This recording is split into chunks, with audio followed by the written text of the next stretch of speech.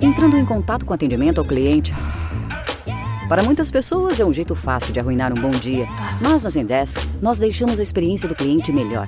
Melhor para sua avó, melhor para o seu vendedor preferido de flores, melhor para o cara do apartamento 3A, melhor para você, melhor para todos.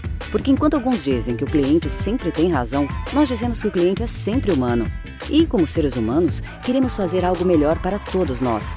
Zendesk, experiência do cliente com IA desenvolvida para humanos.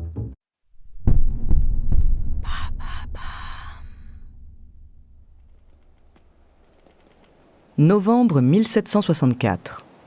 La forêt de Mersoir, à l'est du Gévaudan, est nimbée de brouillard. Le ciel et les étoiles se devinent à peine à travers les branchages. Sous le vent, les troncs grincent, les feuilles tremblent comme des grelots. Au plus profond des fourrés, les chouettes et les corbeaux semblent se rassembler, toujours plus nombreux, en poussant de petits cris sordides pour avertir le bois de la présence des hommes. Le sol, couvert d'aiguilles de pin, craque sous le pas des soldats, des gardes-chasse et des paysans qui avancent prudemment. Ils sont plusieurs milliers à marcher en cercle serré, armés de haches, de lances et de fusils. Un étau destiné à piéger la bête qui leur échappe depuis près de 2 mois maintenant. Il fait froid. Le pelage des chiens limiers est secoué de frissons réguliers. Mais la traque les garde à l'affût. Ils pistent au flair, les oreilles tendues, attentives au moindre bruit suspect. Le capitaine Duhamel est en tête du cortège. Pas de gestes brusques, pas de coups de feu inutiles. Il a prévenu ses hommes. La bête est plus intelligente qu'un simple animal. C'est un prédateur qui sait se faire discret quand il se sent chassé. La débusquer demande patience et détermination. Ce n'est pas un loup, il en est certain. Il en a déjà tué plusieurs dizaines ces dernières semaines dans la région, sans que les meurtres ne diminuent. Et puis, a-t-on déjà vu un loup préférer la chair du berger à celle de ses brebis ? Non. La bête est quelque chose d'autre, plus agile, plus féroce, plus cruel. À la lumière des torches, les soldats et les volontaires continuent de progresser dans le bois. Les ramures entrelacées des arbres dessinent des formes étranges et projettent alentour des ombres démesurées. Un silence de mort semble maintenant s'être abattu autour d'eux, comme si la forêt tout entière retenait son souffle. Soudain, Duhamel s'arrête. Aussitôt, l'armée de chasseurs l'imite et s'immobilise. Le capitaine fronce les sourcils, plisse les paupières, et à une dizaine de pas devant lui, il aperçoit 2 yeux clairs qui brillent dans le noir. Très lentement, il épaule son fusil, arme le cran, place son doigt sur la détente et tient l'animal en joue. La créature est partiellement cachée dans les buissons, mais la taille de sa silhouette ne trompe pas. C'est la bête qu'il a dans sa ligne de mire. Face à lui, elle le regarde d'un air confiant, comme pour le mettre au défi de tirer. Duhamel marque un temps d'hésitation, puis... Le monstre pousse un gémissement et s'effondre au sol, avant de se relever précipitamment. De nouveau, la bête accuse le coup, puis se redresse en grognant. Cette fois, le tir semble l'avoir atteint en plein poitrail. Et pourtant, la créature se cambre et s'enfuit à toute vitesse dans la nuit noire. Ce soir-là, les hommes ont beau lâcher les chiens, passer la forêt de Mersoir et ses environs au peigne fin, ils ne retrouvent pas sa trace. En réalité, c'est la première et dernière fois que Duhamel aura l'occasion de la tuer. Car la bête du Gévaudan est insaisissable. Et plus le nombre de témoignages et de descriptions du monstre augmente, et plus le mystère s'épaissit.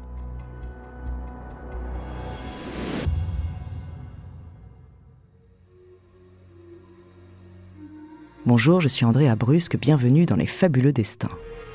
En 4 épisodes, je vais vous raconter l'histoire d'une étrange créature qui a terrifié la France du XVIIIe siècle. Aussi cruel qu'insaisissable, ce monstre qu'on croyait envoyé sur Terre par le diable en personne a laissé derrière lui de nombreux cadavres. Son nom, la bête du Gévaudan. De l'échec des chasseurs à l'implication de la presse et du roi de France en personne, découvrez la 2e partie de son mystérieux destin.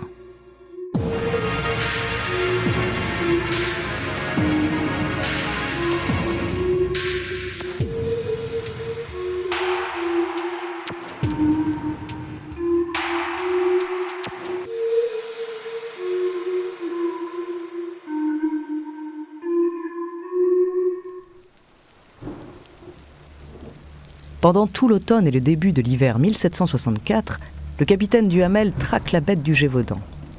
Malgré le vent, le froid, la pluie, il la poursuit sans relâche à travers le pays. Mais la créature lui échappe encore et toujours. Pire, elle continue de tuer femmes et enfants sur son passage.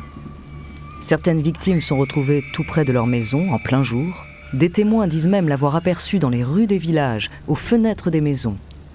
C'est comme si, malgré la chasse et les prières des habitants, la bête devenait de plus en plus téméraire, comme si elle agissait par provocation.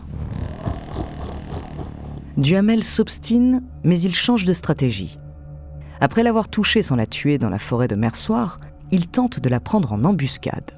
Cette fois, le cadavre de l'une des victimes servira d'appât. Il s'empare de la dépouille et la dispose près d'une rivière. Le vent et les eaux colporteront l'odeur du sang dans les environs, et le monstre certainement reviendra s'y nourrir. À défaut de le trouver, le capitaine espère l'attirer jusqu'à lui. Avec ses hommes cachés à proximité, il attend plusieurs jours. Mais en vain, la bête ne mord pas à l'hameçon. Bien au contraire, elle multiplie les meurtres partout dans le Gévaudan et même jusqu'en Auvergne. Agacé par des mois de traque infructueuse, Duhamel divise ses troupes en 4 et les répartit sur tout le territoire. Mais la créature esquive les soldats et attaque parfois des villages très éloignés en un seul jour d'intervalle. C'est à n'y rien comprendre. D'abord, elle survit à 3 coups de fusil et en plus elle se déplace à une vitesse prodigieuse. Duhamel a l'impression de perdre la raison. Il ne veut pas croire les rumeurs des villageois. Et pourtant, elle lui trotte constamment dans la tête. Et si la bête avait le don d'ubiquité, capable au même moment d'être à 2 endroits différents? Et si c'était en réalité une créature surnaturelle, mi-sauvage, mi-intelligente? Un loup-garou? Avant de continuer cet épisode, nous voulions vous remercier pour votre écoute. Si vous voulez continuer de nous soutenir, abonnez-vous à la chaîne Bababam Plus sur Apple Podcast. Cela vous permettra une écoute sans interruption. Ou bien écoutez ce message de notre partenaire sans qui ce podcast ne pourrait exister. On se retrouve tout de suite après.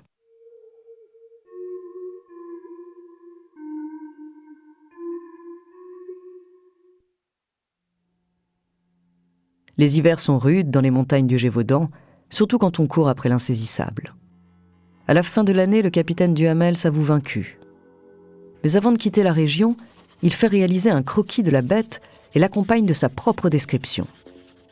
Poitrail de léopard, pattes d'ours, oreilles de loup.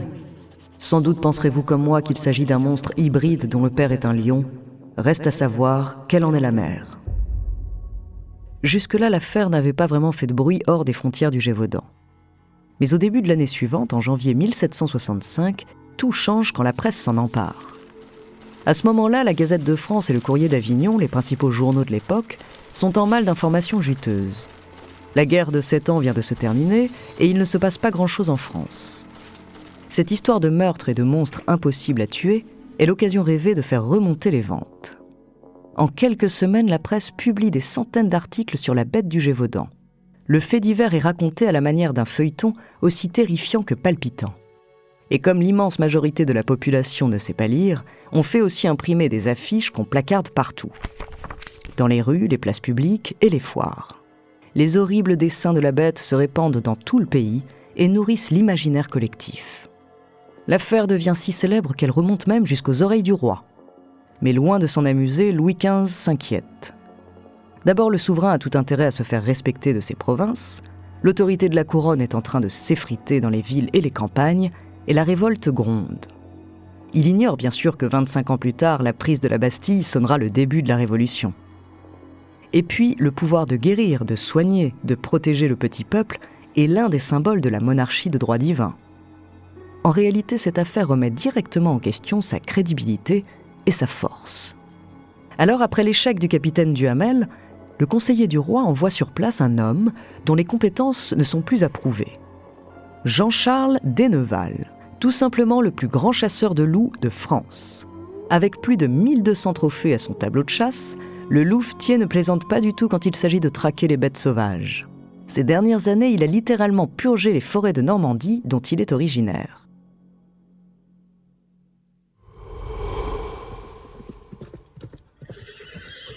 En mars 1765, Denneval arrive en Gévaudan avec son fils et ses 6 chiens des grands dogs danois dressés pour courir à vue et étrangler leur proie sans la moindre hésitation. La soixantaine passée, le regard droit et sévère, un bicorne sur la tête, l'homme n'est pas du genre à se laisser intimider.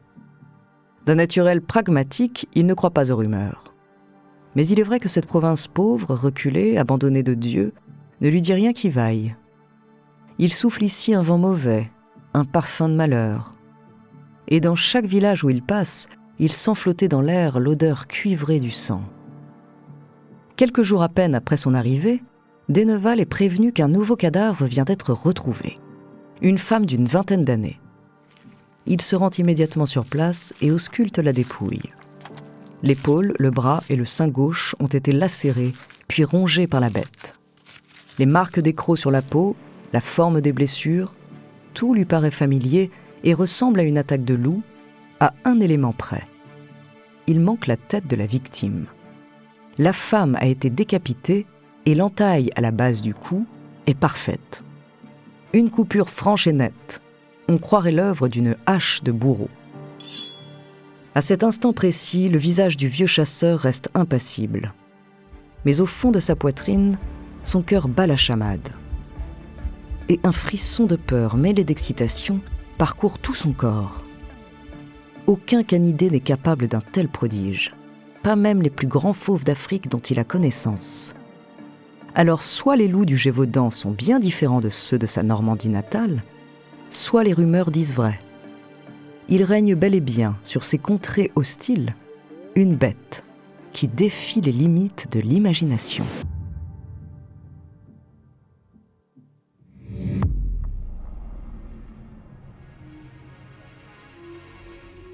Merci d'avoir écouté cet épisode des Fabuleux Destins, écrit par Élie Oliven, réalisé par Raphaël Menou.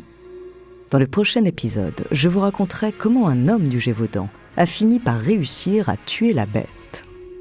En attendant, si cet épisode vous a plu, n'hésitez pas à laisser des commentaires et des étoiles sur vos applis de podcast préférés.